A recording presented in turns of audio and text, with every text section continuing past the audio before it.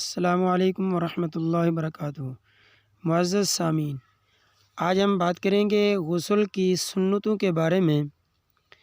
کہ وہ کیا چیزیں ہیں کہ جن کا غسل کے اندر ادا کرنا سنت ہے۔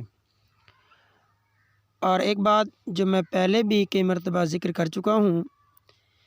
کہ ایک سنت کو زندہ کرنا 100 شہید کا ثواب حاصل کرنا ہے۔ تو اب انسان جو ہے غسل تو اپنا ہی کرے گا، پاکی تو اپنی حاصل کرے گا، لیکن اگر سنت کے مطابق ادا کرے گا تو اس کو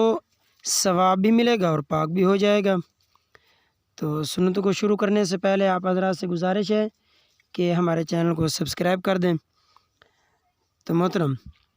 غسل کی پہلی سنت دونوں ہاتھ دھونا ہے، یعنی جب بھی انسان غسل کرنے کا ارادہ کرے تو پہلے اپنے دونوں ہاتھوں کو دھو لے، اس کے بعد استنجا کرے، جس جگہ نجاست لگی ہو اس کو دھو لے،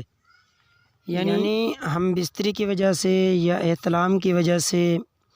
جو ناپاک پانی جسم پر لگا ہے اس کو غسل کرنے سے پہلے دھو لیں۔ اس کے بعد غسل کرنے سے پہلے وضو کریں،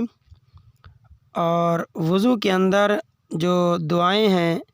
وہ دعائیں نہ پڑھے، کیونکہ غسل خانے میں جب انسان نہا رہا ہوتا ہے تو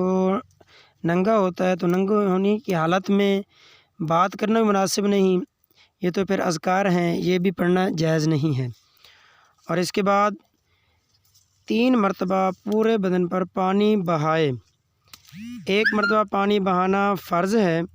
اور 3 مرتبہ پانی بہانا اور جسم کو ملنا یہ سنت ہے۔ اللہ تبارک و تعالی عمل کرنے